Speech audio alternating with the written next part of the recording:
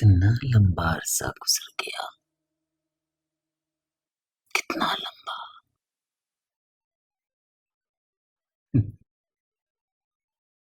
18 साल, 18 साल मुजफ्फर खान।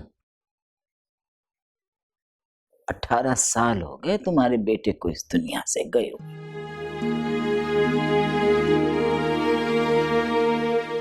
18 साल, पता ही नहीं चला वक्त गुजरता गया। और आज उसकी बेटी देखो जवान हो गई।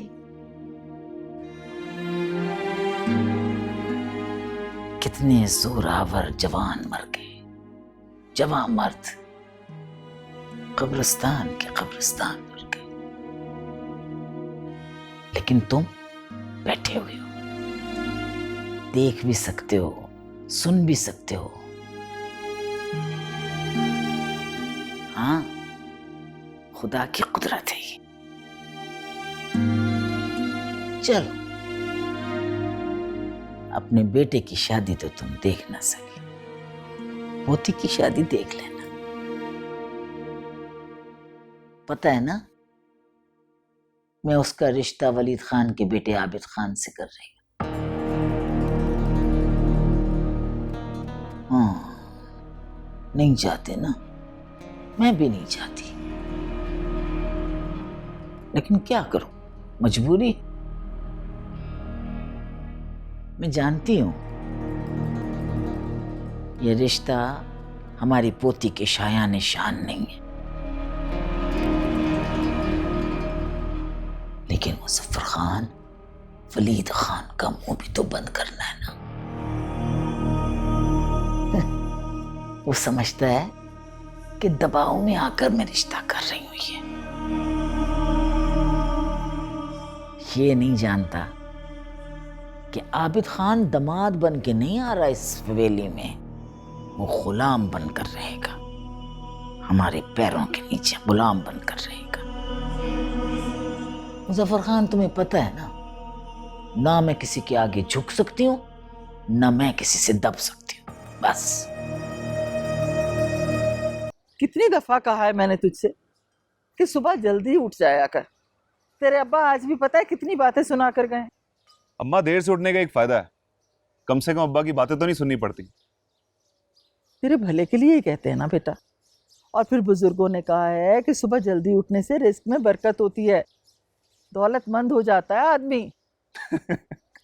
अगर सुबह उठने से लोग अमीर होते अम्मा, तो आज सारे अखबार वाले और दूध वाले करोड़पति होते। बुरी बात है, बुजुर्गों की बातों का मजाक नहीं उड़ाते, गुनाह होता है।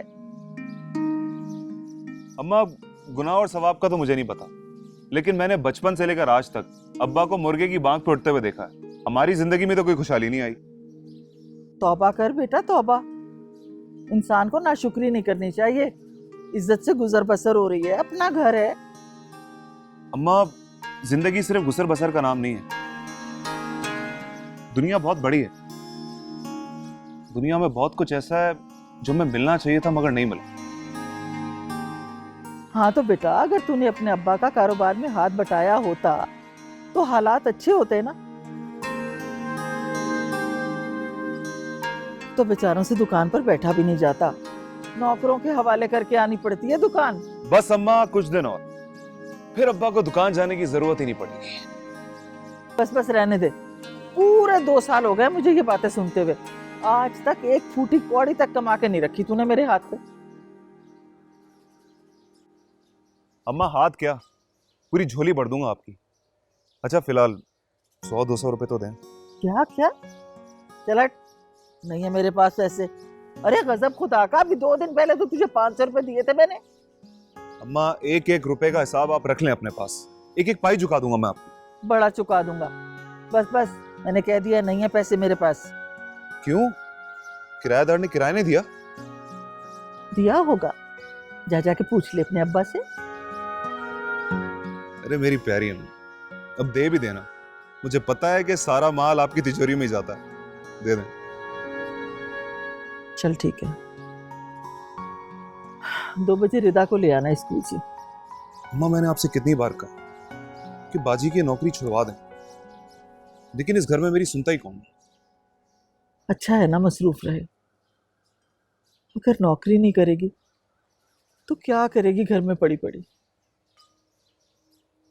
पता नहीं किस जुर्म की सजा मिली है मेरी बच्ची को। माँ, बाजी को किसी जुर्म की सजा नहीं मिल रही, उनको अब्बा की जिद की सजा मिल रही है। अब्बा ने जानते बूझते बाजी को अंधे कुएं में धकेल दिया।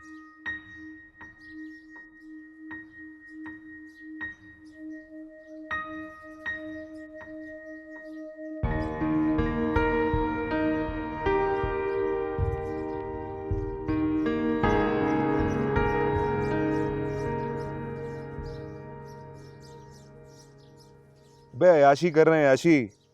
तेरी तरह जग नहीं मार रहे। 8,000 रुपये तनख्वाह, 8,000 रुपये तनख्वाह में 8 घंटे गुलामी करके तो भाई तू कौन सा तीर मार लेगा? मैं अपना बिजनेस शुरू करने वाला हूं। मैं तुझे अपने पास रख लूंगा, 15,000 रुपये तनख्वाह दूंगा।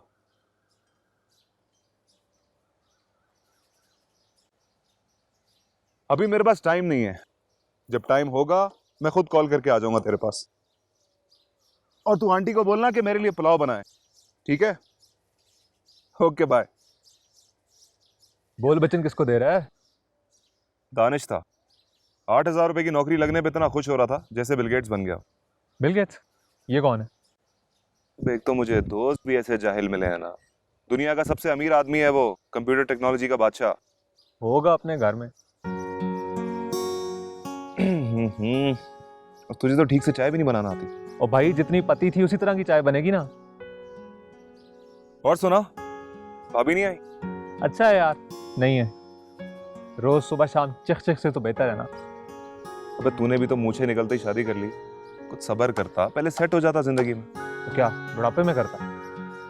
3-4 साल में तो कौन सा बुढ़ा हो जाता। यार मुझे तो लगता है अपने तो 15 से 20 साल बाद भी हालात ऐसे ही रहेंगे। अगर ऐसी सोच रखोगे तो 100 साल तक भी हालात नहीं बदलेंगे। यार कोई रास्ता नजर भी तो नहीं आ रहा। कब तक छोटी मोटी नौकरियां करके जिंदगी गुजारा करूंगा?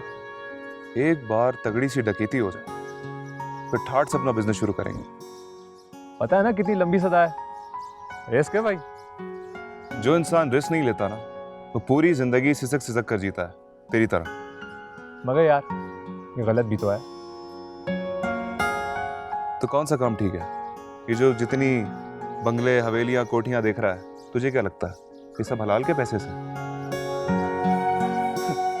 गरीब आदमी के लिए रोटी नहीं, और उनके कुत्ते डबल रोटी और मक्खन खाते हैं। तेरे मेरे जैसे लड़के एमए पास, डिग्रियां लेके धक्के खाते हैं, और इनके बच्चे डायरेक्ट कमिश्नर लगते हैं, डिप्टी कमिश्नर लगते हैं। सब चोर हैं साले। और चोरों का पैसा चोरी करना गलत नहीं है, क्योंकि वो हमारा पैसा।